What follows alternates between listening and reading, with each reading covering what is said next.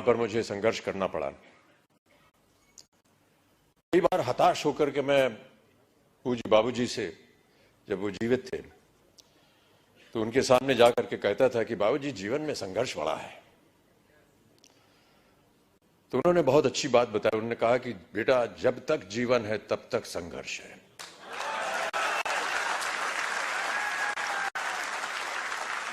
और आप भी मान लीजिए कि आपके जीवन में प्रतिदिन, प्रतिक्षण ये संघर्ष रहेगा। और आप लोगों को वादा करना पड़ेगा कि ये संघर्ष में आप लगे हैं, आगे भी आगे आप संघर्ष करते जाएंगे, ताकि जो भी कार्य आप उठाएं उसमें वो संघर्ष जो है वो नजर आए। जिस दिन लोग आपके संघर्ष को सम्मानित करेंगे, उस दिन आपका पदार्थ जो है वो ऊंचाइयों पर पहुंचाएगा।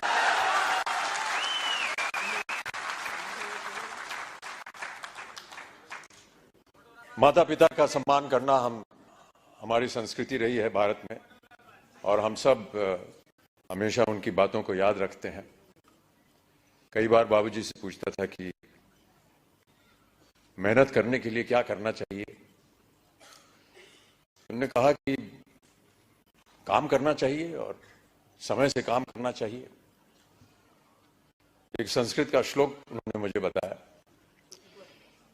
कि सूर्योदय चासमय चशाइनम जहाति लक्ष्मी रवि चक्रवर्तीनम।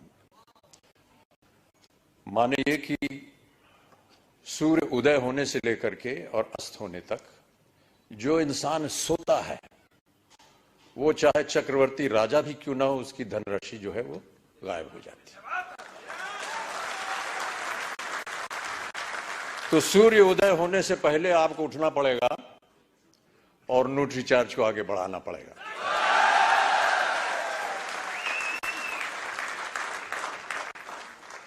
हनुमान जी की एक कथा है। हनुमान जी ने कहा था कि ईश्वर से कि हमको शिक्षा प्राप्त करनी है, ज्ञान प्राप्त करना है, क्या किया जाए, किसके पास जाए।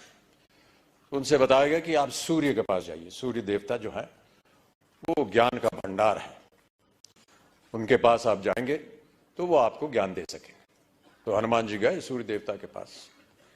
तो सूर्य देवता ने कहा, भैया मैं तो चलायमान हूं, चलता रहता हूं, कैसे तुमको शिक्षा दूंगा मैं। तो हनुमान जी ने कहा कि आप ज्ञान मुझे देते जाइए और चलते रहिए, मैं आपके सामने उल्टा होकर के चलूंगा। तो आप चलते रहेंगे, मैं आपके सामने उल्टा होकर के चलता रहूंगा और ज्ञान प्राप्त हो जाएगा मुझे। कहने का तात्पर्य यह है कि सूर्य के आगे आपको चलना पड़ेगा, तभी जाकर के आपको ज्ञान प्राप्त होगा, तभी आपका संघर्ष जो है वो सफल होगा। प्रोत्साहित करने के लिए एक कविता की कुछ पंक्तियां हैं। इससे पहले मधुशाला की एक पंक्ति पढ़ी गई थी, क्षमा चाहता हूं, उसमें थोड़ी बहुत त्रुटियां थी। जो यहां सज्जन पुरुष आए थे, उसको मैं दोबारा एक बार सुनाना चाहूंगा आपको कि मदिरालय जाने को घर से, मदिरालय जाने को घर से चलता है पीने वाला, किस पथ से जाऊं असमंजस में है वो भोला भाला, अलग अलग पथ बदलाते सब, पर मैं ये बतलाता हूं कि राह पकड़ तू एक चला जल, पा जाएगा मधुशाला।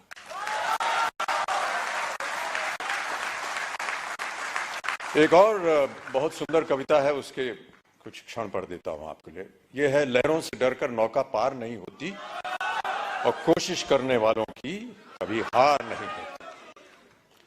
नन्ही चींटी जब दाना लेकर चलती है, चढ़ती दीवारों पर 100 बार फिसलती है, मन का विश्वास रगों में साहस भरता है, चढ़कर गिरना गिरकर चढ़ना न अखरता है, आखिर उसकी मेहनत बेकार नहीं होती, कोशिश करने वालों की कभी हार नहीं होती। तो आपकी कोशिशें हमेशा बनी रहें।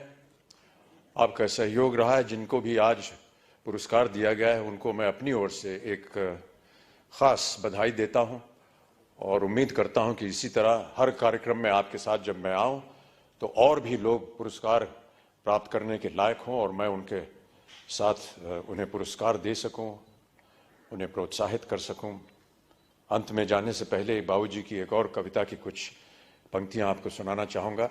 इस कविता का शीर्षक है अग्निपथ। अग्निपथ बाबूजी ने लिखी थी उस जमाने में जब भारत अपनी स्वतंत्रता के लिए लड़ाई लड़ रहा था अंग्रेजों के खिलाफ। तो भारत की जनता को प्रोत्साहित करने के लिए उन्होंने ये कविता लिखी थी। लेकिन मेरा ऐसा मानना है कि ये एक ऐसी कविता है जो हर क्षण, हर वर्ष, हर युग में उसका एक ही मायने निकलता है, प्रोत्साहित करती है जनता को। तो आपको भी मैं प्रोत्साहित करने के तौर पर अग्निपथ की कुछ पंक्तियां सुना देता हूं कि अग्निपथ अग्निपथ अग्निपथ, वृक्ष हो भले खड़े, हो बड़े हो घने, एक पत्र छाह भी मांग मत मांग मत मांग मत। अग्निपथ अग्निपथ अग्निपथ, तू न रुकेगा कभी, तू न मुड़ेगा कभी, तू न झुकेगा कभी, कर शपथ कर शपथ कर शपथ। अग्निपथ अग्निपथ अग्निपथ, ये महामनुष्य है, चल रहा मनुष्य है, अश्रु स्वेद रक्त से लथपथ लथपथ लथपथ। अग्निपथ अग्निपथ अग्निपथ।